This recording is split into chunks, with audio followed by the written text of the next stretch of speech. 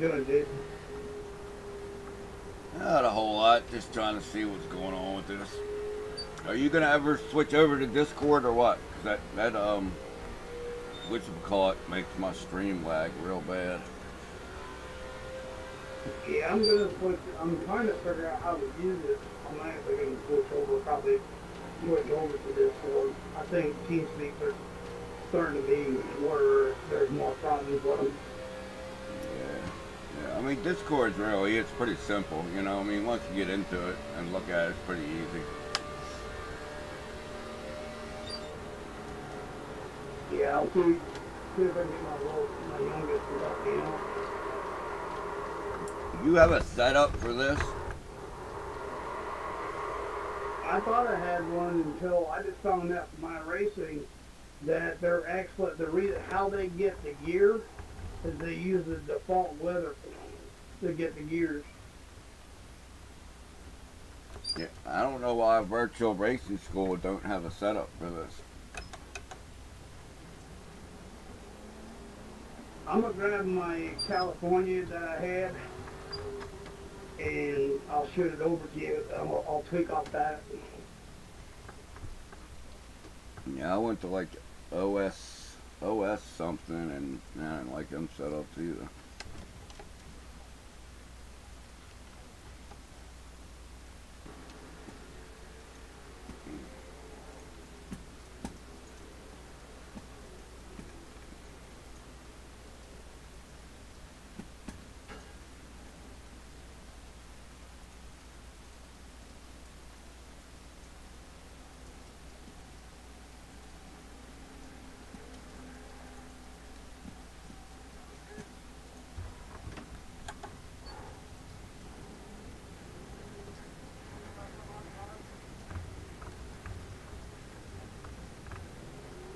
And I took it over to you. I'll drop the tape down to 50 and left the 60 gear in it. I'm gonna see what it does with the 60 gear.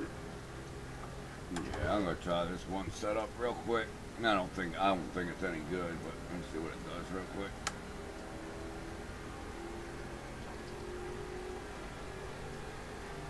Yeah, I filed my bankruptcy Friday. You know that it only takes the way I understand it now, it's 6 months after you get done, it's filed and signed by the judge. It's actually, you can do things more quicker than it used to. Yeah, this setup I just spun out. That's junk. You got like a 6 month, you got a 6 month window that you can't do anything, and after that, it's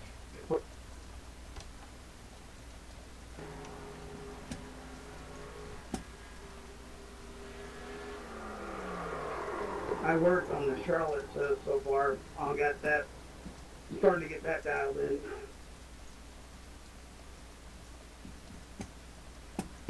Yeah, I'll probably race the A cars next year. I mean, next season I'll probably race them when the new tire build comes out and all. I'll probably race them open next year, next season. Yeah, I only got maybe 2 more weeks. Probably finish between third or second in my division. Yeah, what's it only like what, 2 more weeks left, right? Yeah, we got Charlotte. I think we got. Yeah, I think it's Charlotte and Pocono, right? Yeah, I want to say Charlotte and Pocono, the last 2.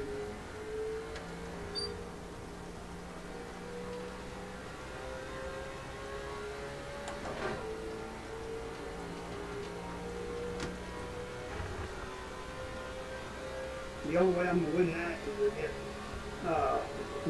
to win the championship. I would have to gain 200 points.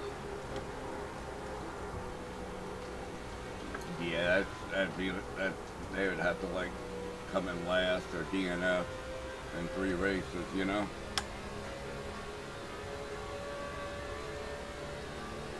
Yeah, the guy that was leading the points last week only had 1 race, and he basically, I broke loose, started going around me, and he was right in the rear of me, and basically ruined my race.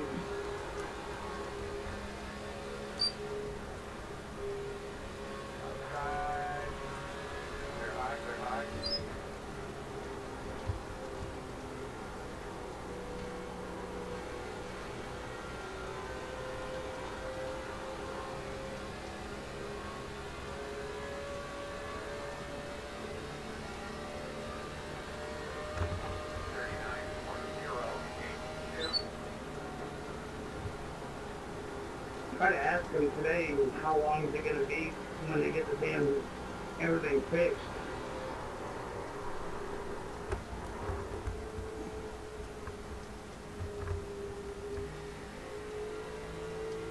But the entire model is so damn screwed, it's unreal. Yeah, well, it's coming in June. June. Supposed to be fixed in June.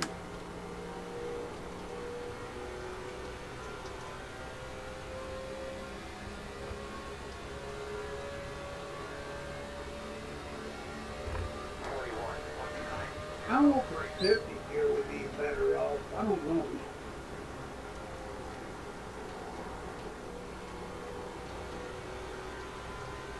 Try to explain to them that damn gear at Charlotte, they only give you one damn gear with the Gen 6 cart with 75 gear, and it's kind of maxed out.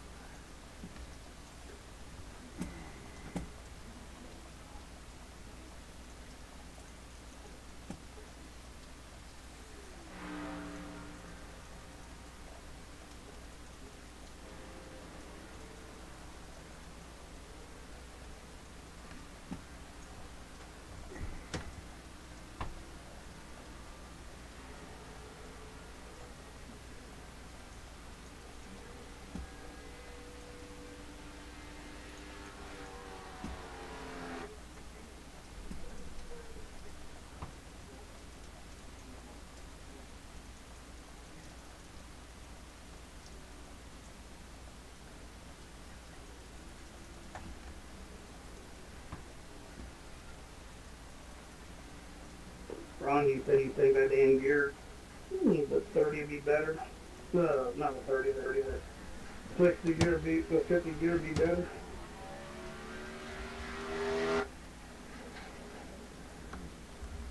The 50 might Were be. you asking me, Darren?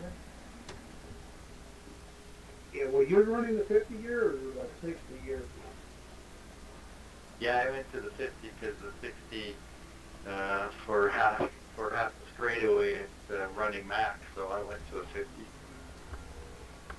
Yeah, but what happens when you run like 15 laps? Yeah, like Charlotte this morning, I actually hosted a room early this morning, and I took them up to the old iracing and let them know that they should have ran the 64 or the 70 gear, and they come and tell me that you got to run it in default weather to get it where it's not red shipping. I'm sitting there going, that should not be right.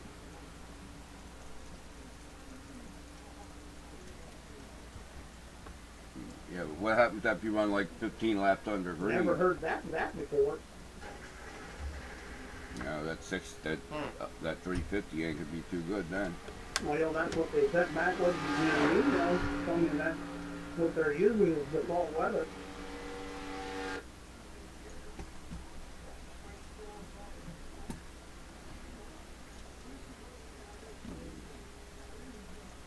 I never knew any of that.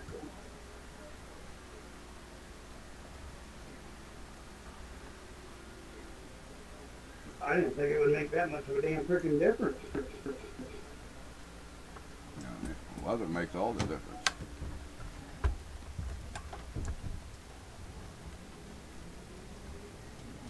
I thought weather's weather.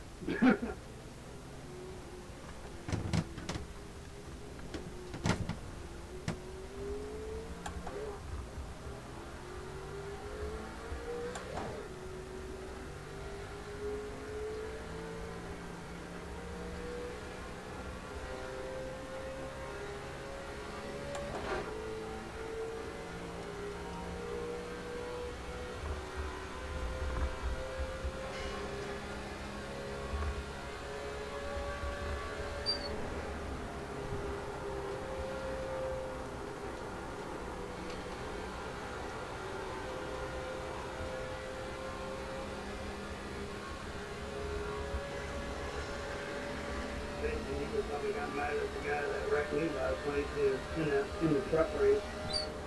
guy was blacked down, mind you, basically stopped in the middle of the track and basically, I can't see through the damn smoke and seeing him stop and fucking nail right in the asshole. And then when I asked him why he stopped, because he could have just drove through, and he tells me it's my fault.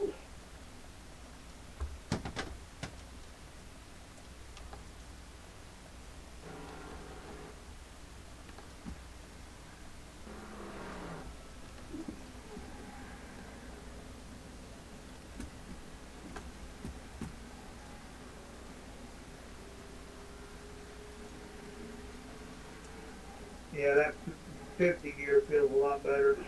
I'll give you what I got so far. I actually lowered it down 3 clicks, took it down to 50, all the way around, 3 clicks all the way around, and then, you know, right the spring first offset, then brought it down, then put the 50 gear in. That's what I'm running right now. Yeah, that 50 gear ain't gonna be no good after like 15 laps, 20 laps, 15 laps. Ain't gonna be no good. You're gonna be going too slow.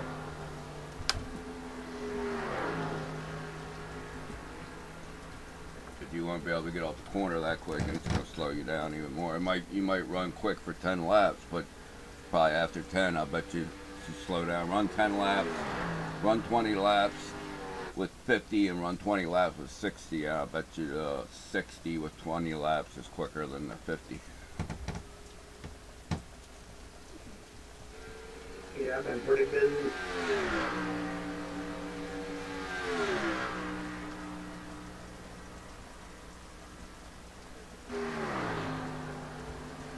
Is it still where we have the maxed out cambers still? So Yeah, it's still screwed up. They won't fucking fix it. I told them, but man, whoever it was needs to be flat. Yeah, but I've talked to people that running number 1 laps, and they're not running it like that. So I don't know. Now a lot of guys are actually going back the old way because the fucking cambers on the right side is actually damn burning up. It's burnt purple when you max out the cambers, Alex. It actually, in Jason can tell you, when you max out that camber, you're actually on the inside of that damn tire. When you do a long run, after you get past 15 laps, you'll be begging to have that balance in the damn speed, because sometimes the speed gets the car so damn loose where it's out of control. Well, I think the reason for the max camber is the outside right side of the tire doesn't wear. Period. Correct. Just seeing their foot also Jason too. A lot of guys are still dumping that weight on that right front tire, and that's why it's wearing out that right inside tire.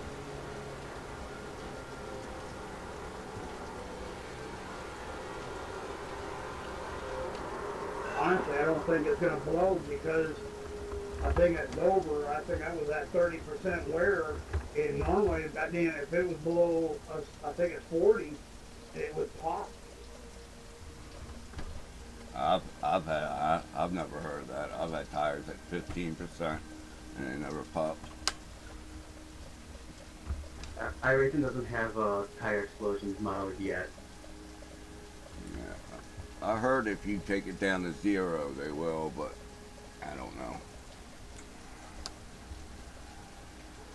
Because I actually seen, I've actually seen it in the software. It actually had it. Took it. I think they took it out because of the things going on. Because they can't really, because they've had good tire builds in the past, but they delete it whenever they lost the software and never saved it. They lost the data.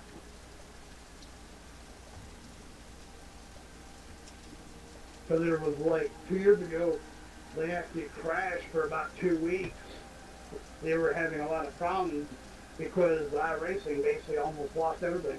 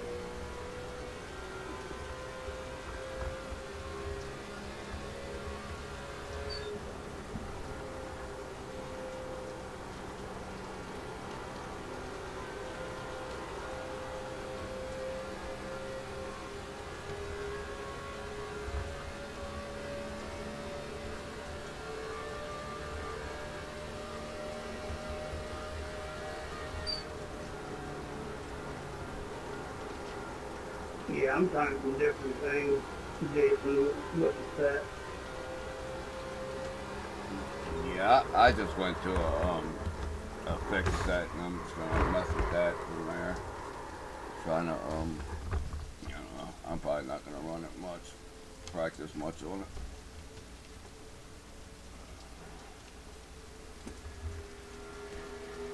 So what do you change to keep it from the ass end from spinning out?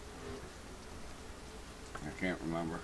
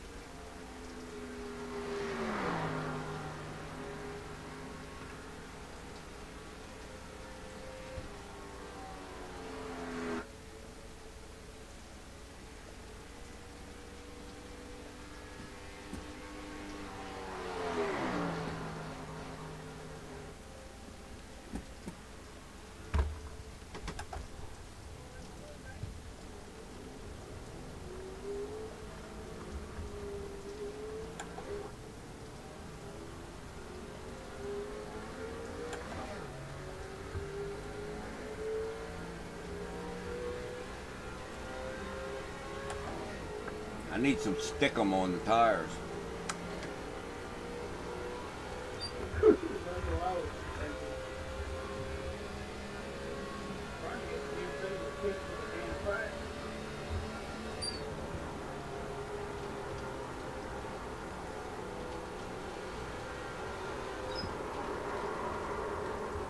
Oh, that didn't work. I'm just trying to keep the ass end from spinning out. And that's what I'm working on. They must have just cut, that's pretty crazy. They must have just cut the grass, because there's grass all the way on the side of the track. That's pretty crazy. Huh. It looks like they just cut the grass. That's pretty wild.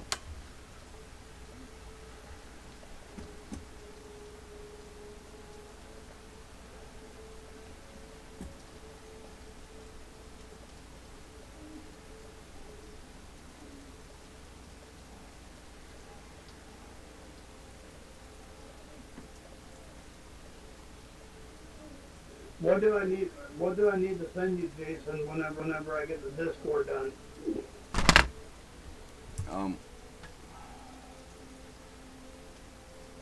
Just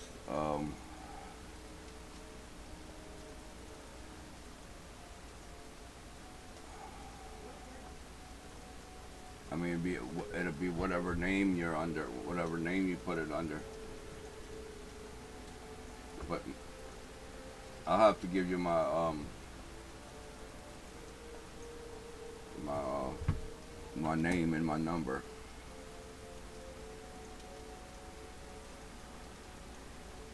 Then you can send me an invitation.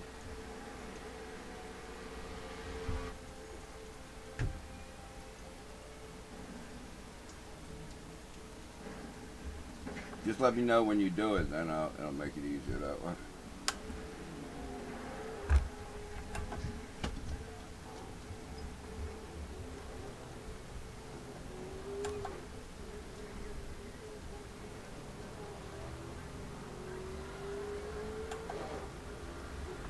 Whoa.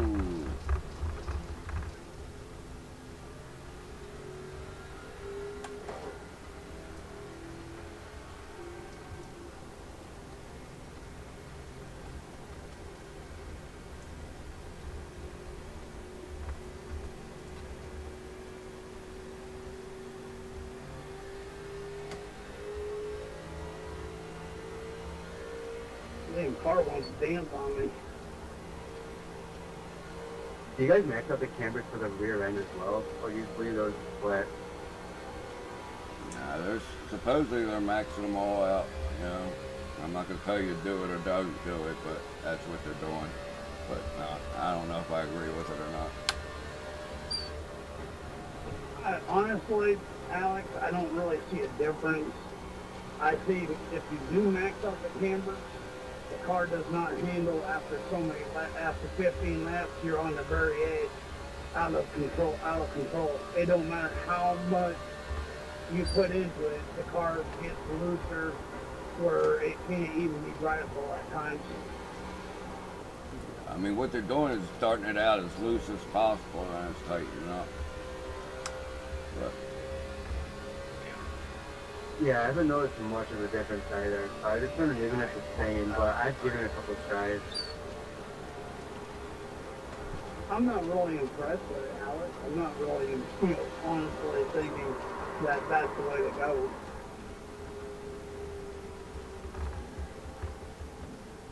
I've also seen some pictures of the front right height maxed all the way up and having guys feel it off when they get to speed, but I'm not sure how I feel about that either.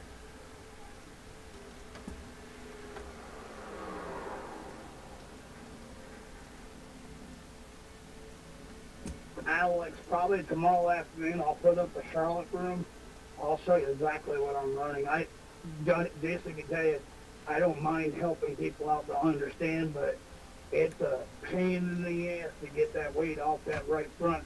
Because if you go and look at VRS, and you go and take a setup in VRS, and you look at the corner weight on the baseline, it's got damn near 1,000 pounds. 1,000 pounds in real life on that right front tire, that's not a good thing. That's a bad thing. just think it's your Oh car. yeah, you gotta get that left side work. Yeah. Just think it's your car. You want it, honestly, Alex, you really want the damn car to really act right. The left front tire should have more in it than the right front tire. Not a lot. I would say about probably anywhere from 50 to 75% diff. Not 75, about 50. About 75 to 50 pounds difference from left side to right side. 35 to 50 is what you're saying? Yeah, weight-wise.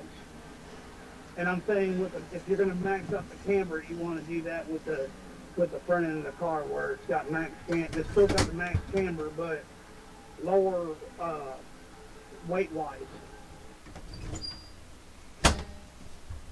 Yeah, I think we're just going to bring down the cameras, just have them with what we've usually been doing. See, that's what I'm used to. Well, that's what I've been arguing with them today about. I mean, I went off on saying things changed, and I've been here 9 years, and there's things that they're doing to this car that there's no way possible, even in real world racing, it would work.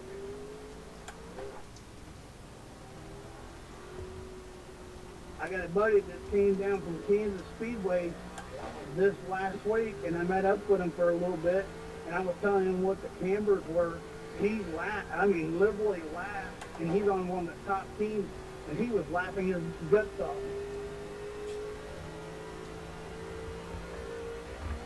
He told me the only way that could be actually worked is somebody's not actually showing you the actual truth of their setup, is they're actually doing the prop, they're taking that nose weight and basically throwing the weight over to the left side of that car, but still maxing out the camber. But it is a lot of work to it. Yeah, the best way to do it is just pretend like your car is empty and you have a marble in it, and you don't want that marble going up to the right side. You never, if you place a marble in a cup in a car, and you had a camera looking right straight at it, if that car is not balanced in the corner, the car's not going to work. Sorry, Mark. That's alright, man. If I show you, Jason, Alex, tomorrow, I'll do a room and I'll explain it really down to T or even I'll do a live stream on my Facebook, and I'll show you exactly what from not VR. I'll show it from Motec. You can actually I can show you things even with Motec that things are not that you cannot you do.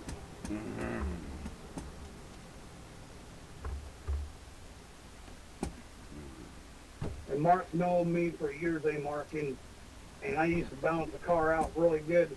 I might not have the speed at the very beginning, but a long run setup, I can't get any better than on them. Am I right or wrong, Mark? Yeah, you always seem to come alive later on in the run. Yeah, well, and see, that's one thing about it, Mark. Ever since I got the wheel, I even told not Sue, I told Lisa over there, I said, ever since I got this direct drive wheel, I have stepped up quite a bit, and some people can't get adjusted to it. Yeah, a wheel makes all the difference in the world. That's ours. When me and him bounce information off each other, I got other guys that whenever they show up, if they bounce me information, shit, I'll take all the information I can get and build a set that a car will run better.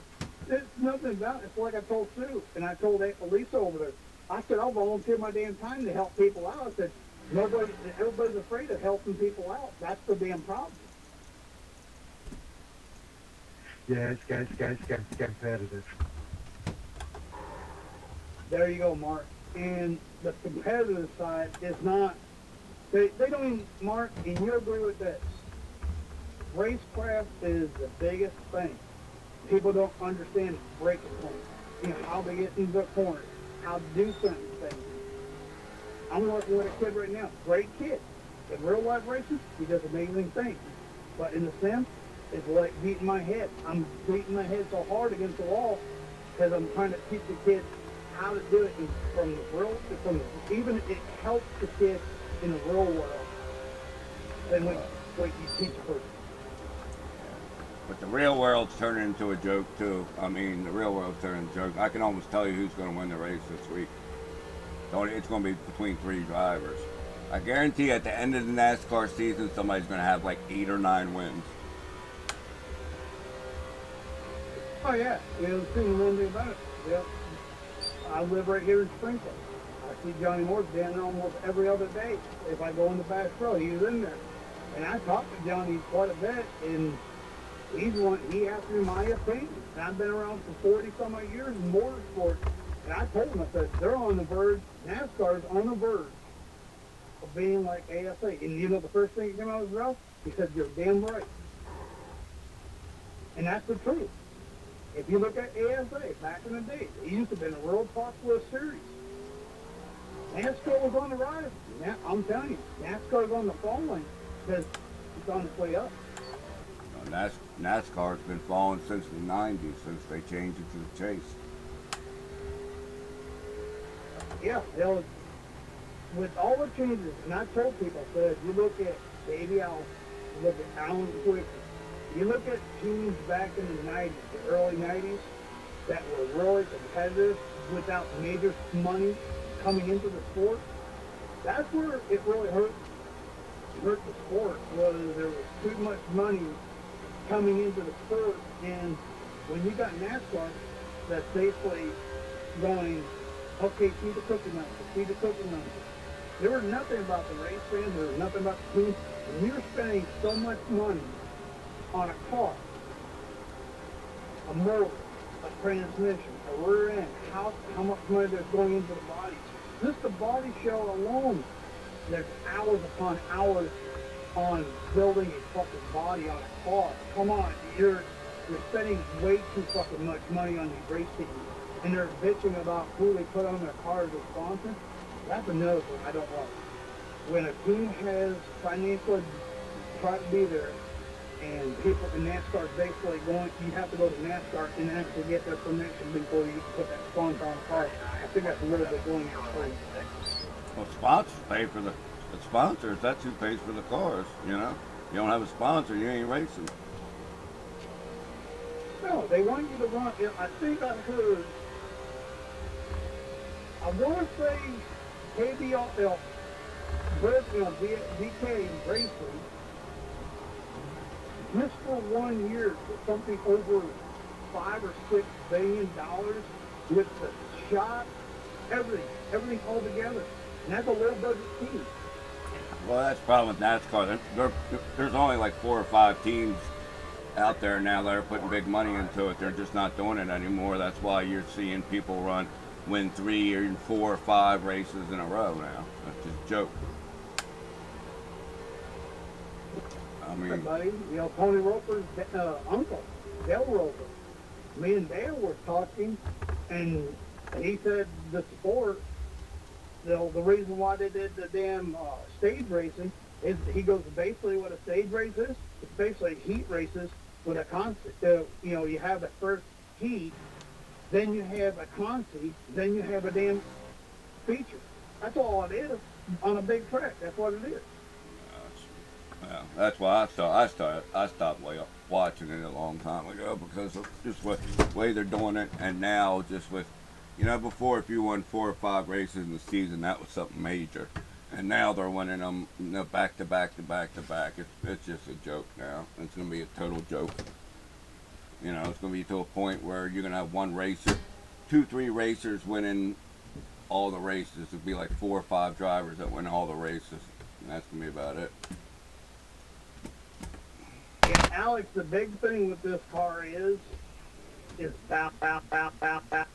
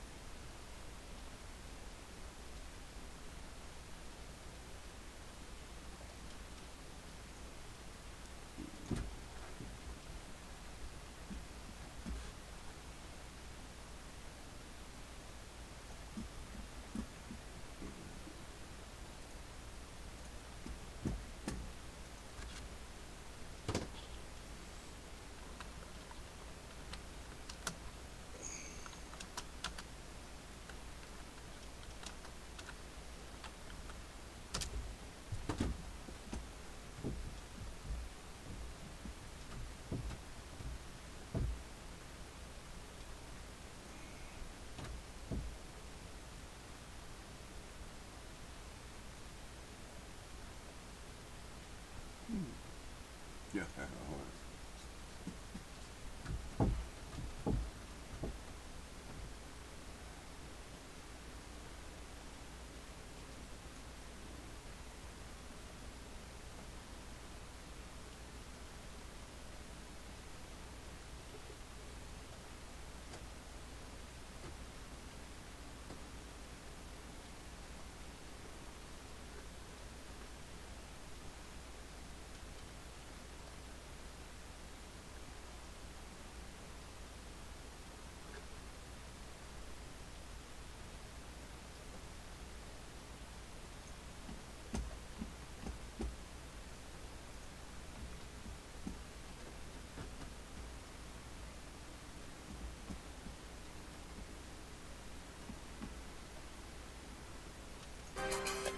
What do you have in Sony 75-inch TVs? How far back is your couch from the wall? Possibilities begin with a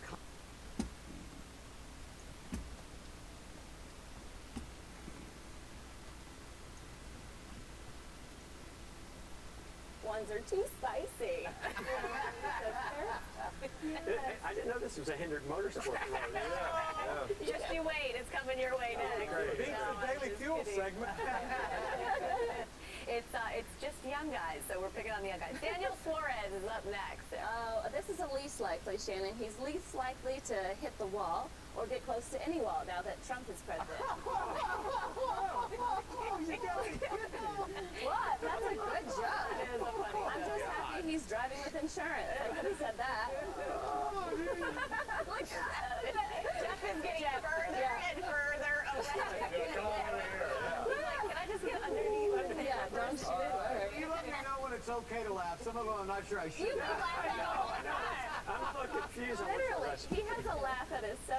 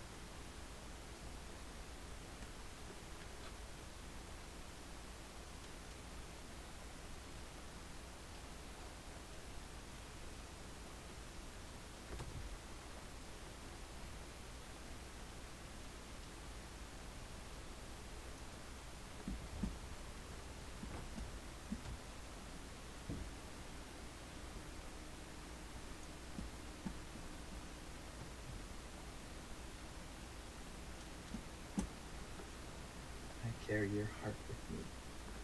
I carry it in my heart. I'm never without it. Do you remember we read this before?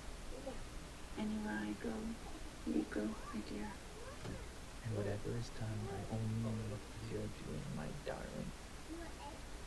I carry your heart. I carry it in my heart. Introducing Eternity Air. Calvin Klein. The top 3 races in the history of the Daytona 500.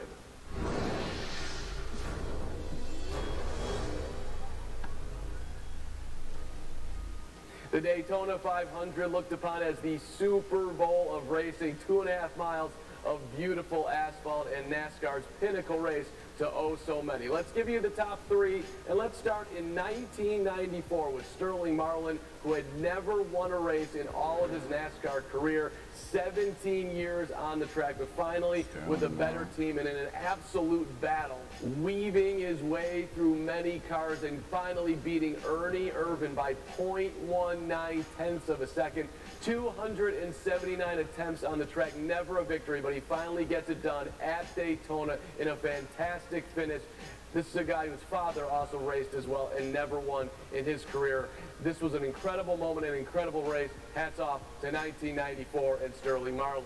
Number 2, let's go to 1998. Dale Earnhardt had so many rough losses at the 500, but finally, under the caution flag, he comes home with victory. The stands go crazy, the pits go crazy, as everyone respected the incredible racer and the incredible tough guy that Dale Earnhardt was, finally getting his first victory at the 500 in 1998.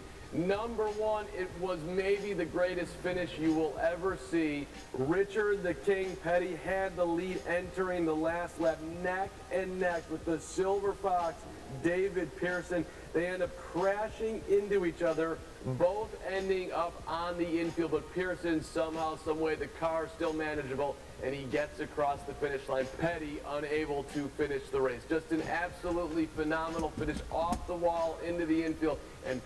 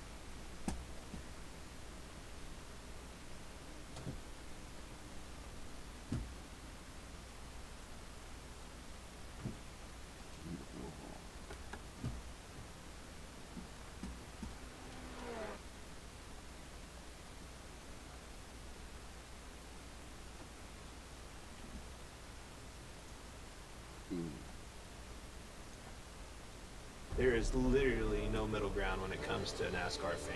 Someone who drives like 10 hours to get to a racetrack, sleeps in their car. Loyal, loyal, loyal.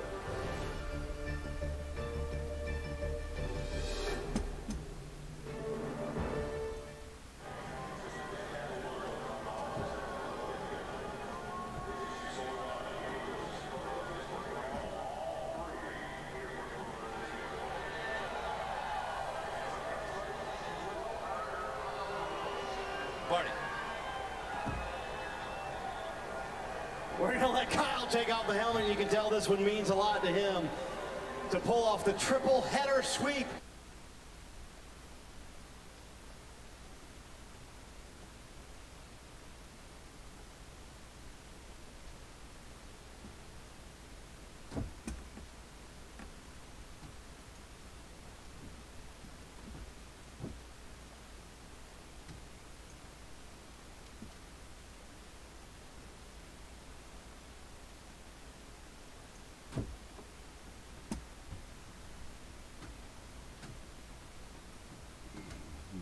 He just looks like a dick.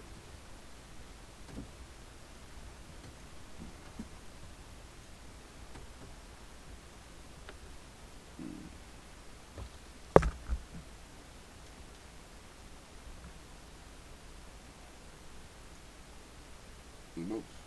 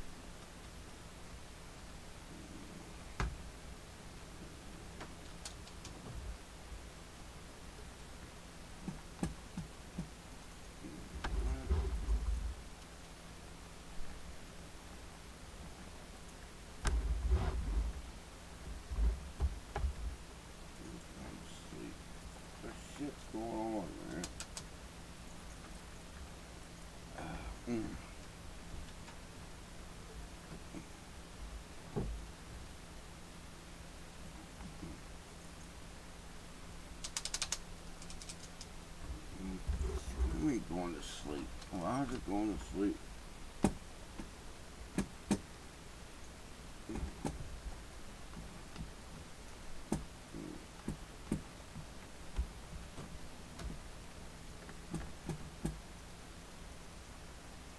What shit's going on?